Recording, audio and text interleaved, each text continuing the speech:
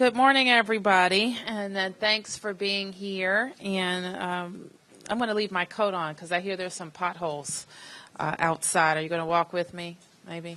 Okay, all right.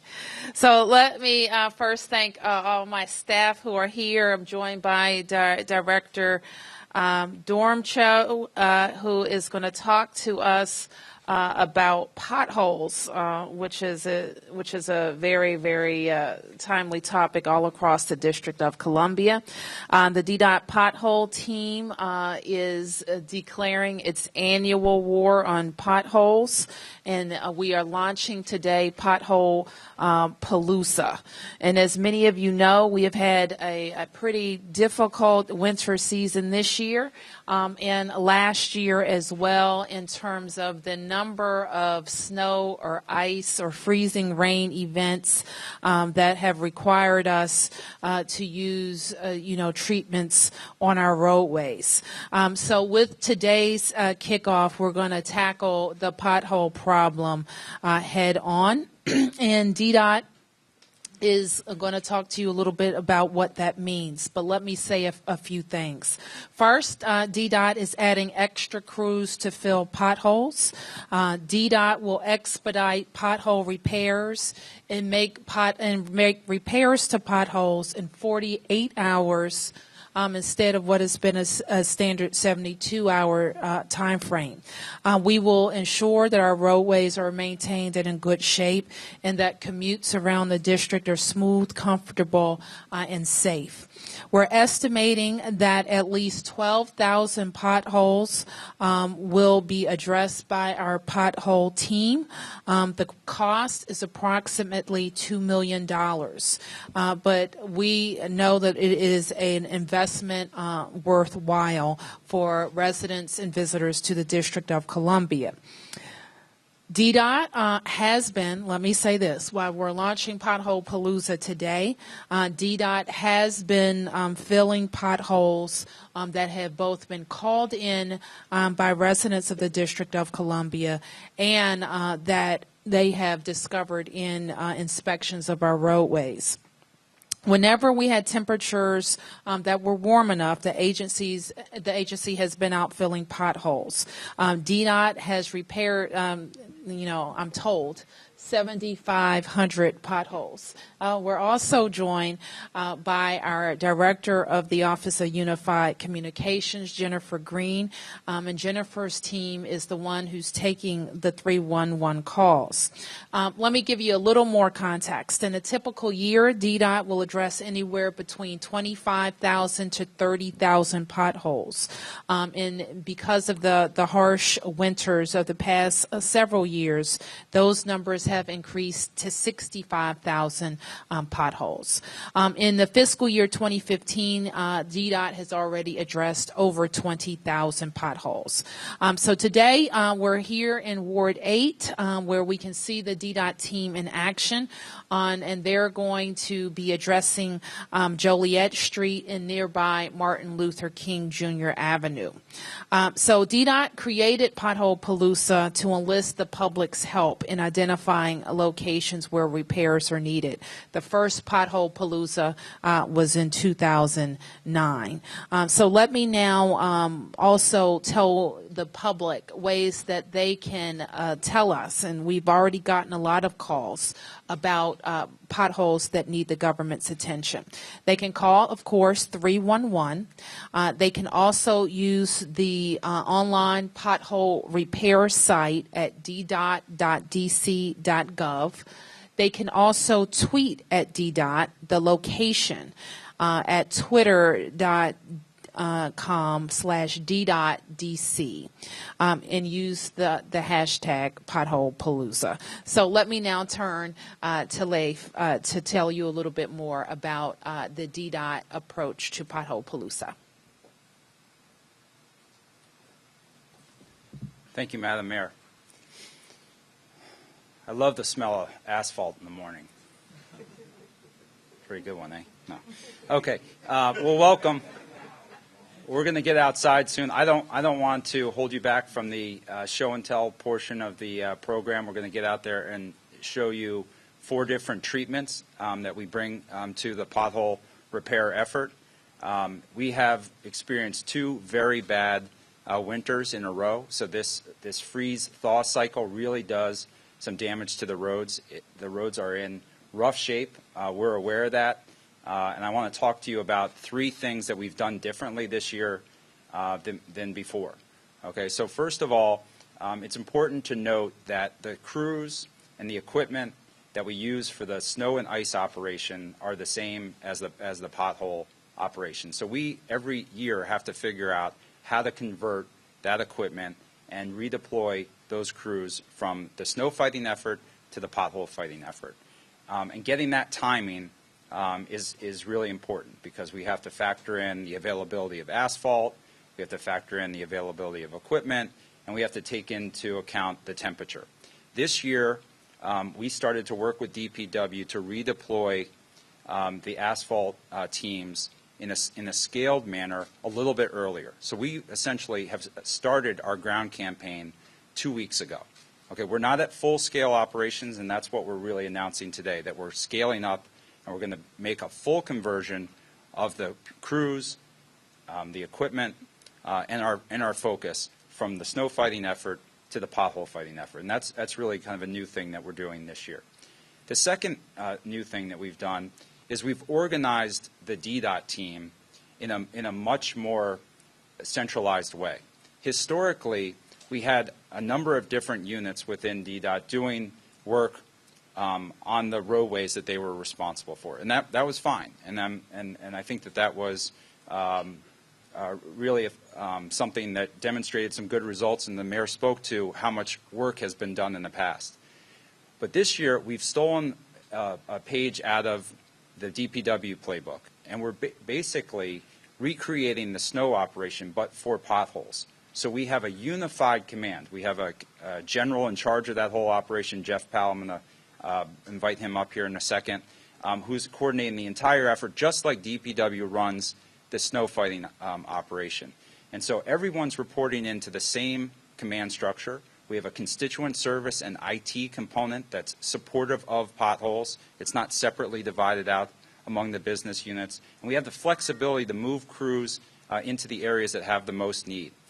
We're also following the same playbook as DPW in terms of focusing on the main roads, the arterial roads, then the secondary roads, and then the residential roads. So we're basically kind of recreating this snow deployment, but doing it with potholes, because the idea is we want to get to those main roads where there's the most traffic, the most transit to address those areas. So we're really trying to rationalize the approach to the pothole operation. The third new thing is really the use of technology, and the partnership that we have with Google to generate more information, this Waze application that we're using to generate more information about where these pothole issues are, is really a new dynamic. I've been told by the Google team that this is the first municipality to use Waze for pothole identification. So we're able to layer on top of the 311 data that we get through the conventional portals, either calls or emails, we'll layer the Waze data on top of that. And then our inspectors and our superintendents are in the field with that information. It's really informing where they're going. And so that's why we get this type of mapping, where we're able to use heat mapping, GIS applications to really kind of understand where those hot spots are. But it's more important on a localized level that we've got good, rich data. And so using that partnership with Google, using 311 is really informing the efforts. So those are the three new things that we're doing: kind of early deployment, scaling up, unified command structure, and using information technology better. Okay, Jennifer, did you want to say anything about 311? Did I cover it? And then we'll get General Jeff Powell up here. Good morning. I'm just going to say a couple words that if anyone has a pothole, as always, you can call 311 to have us take our service request and get your service request tracking number. And then also we have an app that DC 311 that you can also use to notify the Office of Unified Communications. So we're in partnership with DDOT, and we hope that Potholepalooza gets all the streets fixed quickly. Thank you. Let me just say, add to the discussion about mapping and calls for service, because one thing that we notice when we see the kind of heat, what I will challenge my team to do is not just rely on the calls that come in, because what we know is that there are potholes everywhere. Not everybody has called them in, so that there is indeed a layered approach to us proactively looking for where the problems are, and responding to citizens that have complaints. So shall we hear from Jeff? Thank you, Madam Mayor. Yes. Good morning, good afternoon. We believe that this is the best effort to do that. So we have deployed, I guess, over 50 people over 4 administrations. This is the first time. So I want to introduce the team that we put together. Of course, my boss is the Deputy Director, Greer Hillis. We have Reggie Arno. He's managing the Street and Bridge Maintenance Unit. We have Aaron Horton, who's managing the Federal Highway NHS routes, just the NH route. And then Muhammad Ali is our city engineer. And also Elliot Garrett and Matthew Marcoux are not here from PSI. So what we do is we notice the same thing on the heat map that the mayor noticed. So where we're not getting the calls, we ran a special project last weekend with Waze in those areas where we didn't have the high heat. So we're going to get them. We got 1,749 of them last weekend that we know are there, and we will find them and we will fill them on the local streets. So we're more going to attack it instead of just waiting for the calls, because we think that's the best way we can get the information out to the public and then back to the mayor and back to Leif so we can make some business decisions. But I also want to thank the membership from AFG 1975, our labor partners. They've been doing a great job. We're working 7 days a week, 12 hours a day. We've had great support from President Lowry, who's called constantly, making sure we have what we need. We also want to thank Greer and Leif for their support, for giving me this opportunity. I've been in this business 20 years, so this is kind of coming back home again. So thank you very much. Right. We'll get it. We're going to get it. All right. Good stuff. I like that. All right. Available for any questions. Yes, Matt. Could you explain this 48-hour period? Is your goal, once the call comes in, it's reported, for them to be taken care of within 48 hours? That's the goal, that they would be addressed in 48 hours. We're going to see some of the equipment when we go outside. Leif, you want to talk about the type, or Jeff, the type of equipment we'll use? Well, before we go to that, let me go back to answer the question. If it's a pothole that we can fill, either with pothole killer or with some other treatment, we would do that, and we will get that in 48 hours. But some of this has to be dug out, and some of my utility cuts. And we want to understand the utility cuts require a longer period of time to restore, because we have to go to concrete base. So once you go to concrete base, that concrete has to cure. That's 72 hours. Then they have to come back and then do the milling and overlay. So we would distinguish between those. But if it's a regular pothole that's not going to base, that's not too huge, we're going to get them in 48 hours. And we're going to age those and get those reports out back to the mayor and back to Leif on a daily basis. And Charles Timbrook is responsible for doing that. Also, I want to introduce Elliot Garrett, who's managing 3,000 utility cuts. So Garrett, come up. He's responsible for all the utility cuts in the district and make sure they get restored. And that's what a lot of them we think it is. Right. And it's really a utility cut. So Jeff is explains something that's very important, that not every call that we get is a pothole. Some of it requires a medium construction approach or a major construction approach. But a lot of the calls are going to be for potholes. And so we will be able to respond to those instances. Yes. Director, you mentioned the harshness of the past 2 winters. Do you have any idea how much will actually need to be rebuilt or reconstruction on the roads? In other words, pothole filling might not even be sufficient if they're truly damaged? Yeah, there are certain streets that are going to require milling and paving treatment.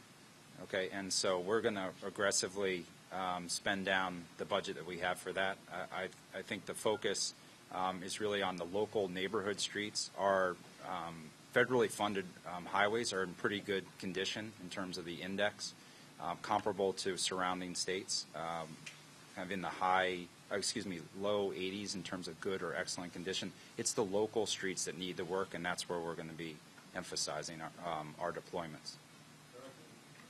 All right, let me also add to that, because Leif makes the point about budgeting and how we need to approach the budget. So part of what I've asked the DDOT team is to really give us a good assessment of the condition of our roadways, the major roads and arterials, the residential streets, but also the alleys.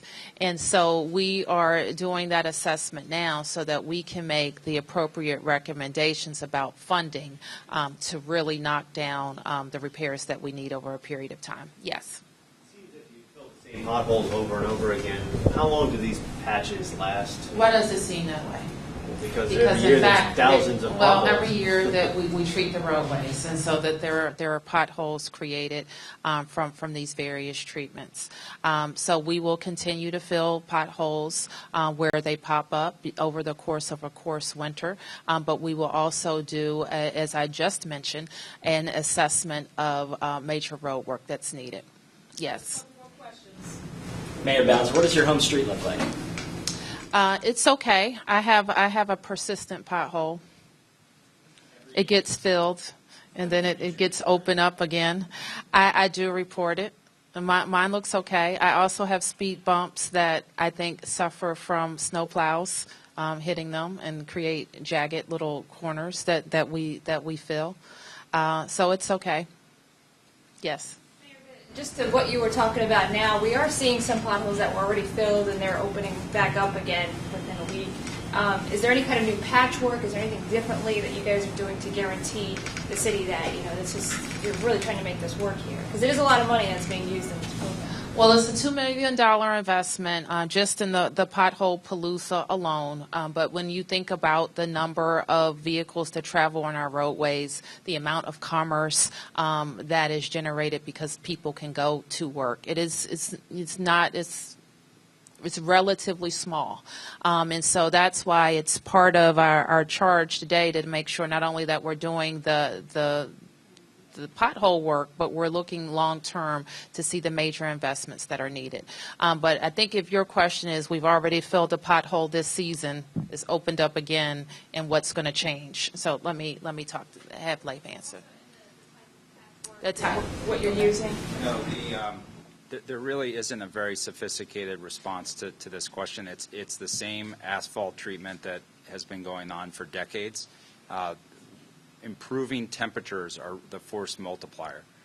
So that freeze thaw cycle is what does damage to these potholes and reopens them. So the rising temperatures, drier climate, not putting more salt out on the roads. The salt is a corrosive as well. But there's not been any major breakthroughs in the construction industry. It's just good old-fashioned asphalt.